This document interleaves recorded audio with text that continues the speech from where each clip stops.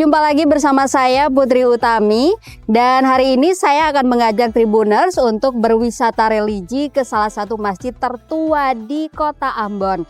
Dimana lagi kalau bukan di Masjid Jami. Nah, masjid ini Tribuners merupakan masjid yang didirikan sejak tahun 1860, which is udah sekitar 165 tahun yang lalu. Lalu seperti apa kondisinya sekarang? Dan kita juga nanti akan mewawancarai imam masjid atau penjaga masjid yang ada di sana. Jadi jangan kemana-mana, ikuti Putri yuk.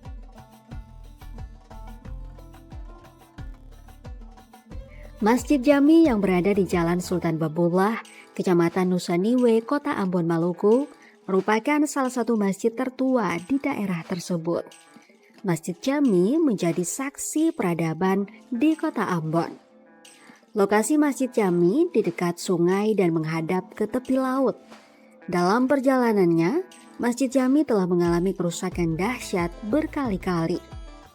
Bahkan ada yang mengistilahkan Masjid Jami merupakan ibu dari masjid termegah di sebelahnya, yaitu Masjid Raya Al-Fatah. Konon, Masjid Jami merupakan cikal bakal lahirnya Masjid Megah Al-Fatah di pusat Kota Ambon tersebut.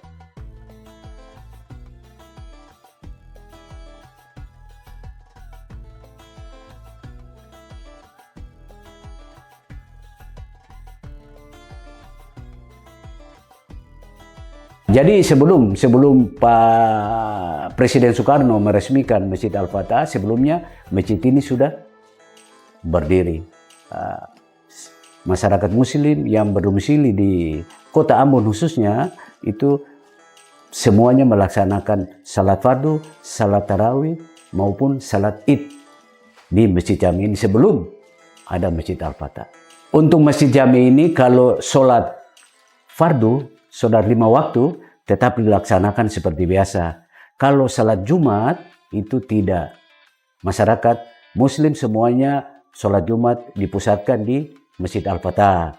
Sedangkan untuk salat Idul Fitri maupun Idul Adha hanya digunakan untuk ibu-ibu saja.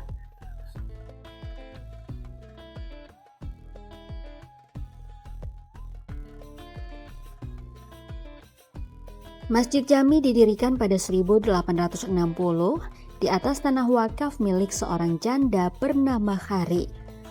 Masjid tersebut dibangun melibatkan masyarakat lintas agama. Muhammad Marabesi mengatakan, saat itu konstruksi masjid tak sekokoh sekarang. Awalnya Masjid Jami dibangun sederhana, berdinding dan beratapkan daun rumbia atau pohon aren dengan tiang kayu. Masjid tersebut dulunya merupakan pusat aktivitas keagamaan umat Islam di Kota Ambon dan menjadi salah satu sarana syiar Islam pada zaman kolonial. Cikal bakal berdirinya Masjid Jami Ambon ini itu pada tahun 1860. Masjid Ambon ini berdiri atas diberikan tanah wakaf oleh salah satu janda yang bernama Janda Kari. Beliau yang membeli tanah, yang mewakafkan tanah ini untuk membangun Masjid Ambon ini yang awalnya pada tahun 1860. Pembangunan Masjid Jami Ambon ini atas inisiatif atau prakarsa dari para beberapa tokoh agama yang itu diprakarsai oleh almarhum Bapak Haji Abdul Qadir Hatala.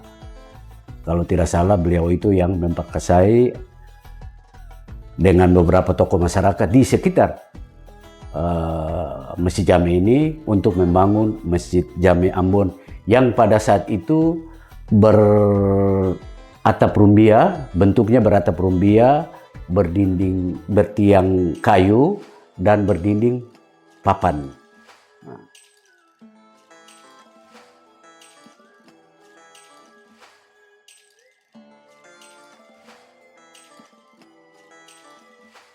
Pada 1898, masjid sederhana yang ditopang kayu itu direnovasi dengan atap seng dan areanya diperluas.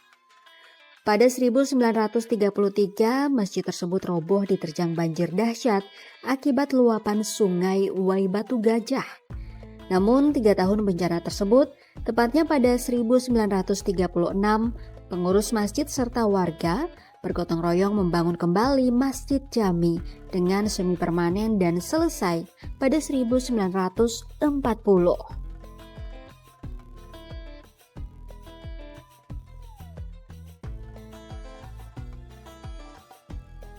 Menjelang beberapa tahun kemudian, Masjid Jami itu mengalami perubahan. Kenapa direnovasi? Dikarenakan sudah berdatangan jamaah-jamaah atau saudara-saudara kita, yaitu dari Pulau Sulawesi, Pulau Jawa, bahkan dari Pulau Sumatera, yaitu pada tahun 1898. Nah, itu dilakukan renovasi pertama. Nah, berikutnya pada tahun 1933 itu terjadi banjir besar di Pulau Ambon, yang pada saat itu di sekitar Kali Uwai Batu Gajah terjadi banjir bandang. Rumah yang di seberang kali yang berhadapan dengan masjid ikut terbawa arus, berikut juga dengan masjid. Maka pada tahun 1936 dibangun kembali Masjid Jami ini, yaitu dilakukan oleh salah satu, pada saat itu dinamakan tukang ya, yaitu Bapak Haji Jainuddin Wiwi. Beliau itu berasal dari Sumatera Barat. Beliau sebelumnya membangun Masjid Nandatu Sahapori di Kailolo, Kabupaten Maluku Tengah. Setelah itu tokoh-tokoh masyarakat, tokoh agama yang berada di Pulau Ambon meminta beliau untuk kembali membangun Masjid Jami ini yang modelnya mirip seperti Masjid Nandatu Sahapori yang berada di Kailolo. Cuma mungkin agak besar, tapi modelnya mirip.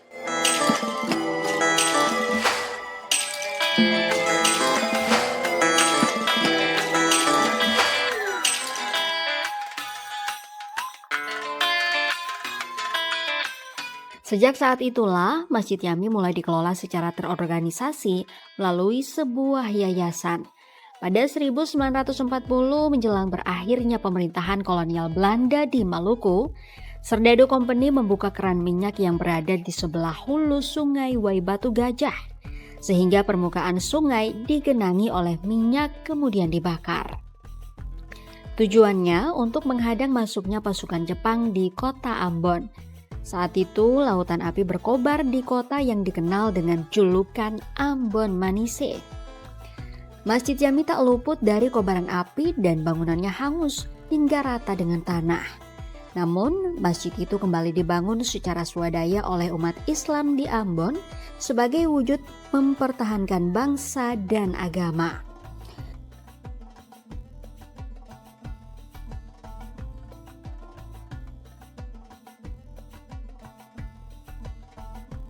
Masjid Jami menjadi saksi peristiwa demi peristiwa bersejarah di kota Ambon.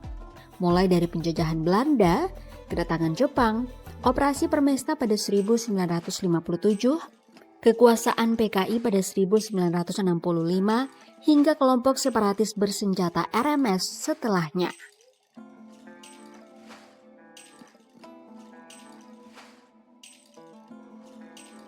Nah, Tribuners, itu dia tadi suasana di Masjid Jami, dan tadi juga kita sempat mewawancarai pengurus masjid ini.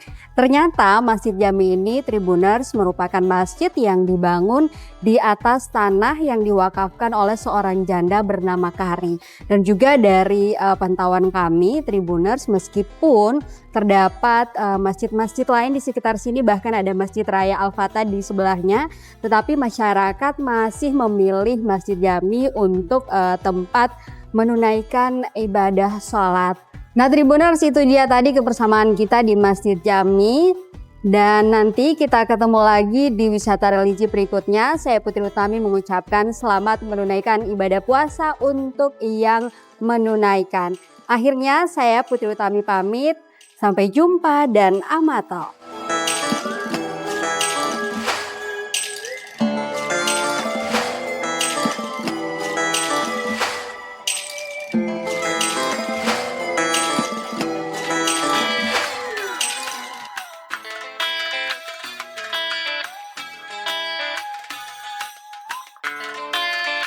Download Tribun X sekarang, menghadirkan lokal menjadi Indonesia.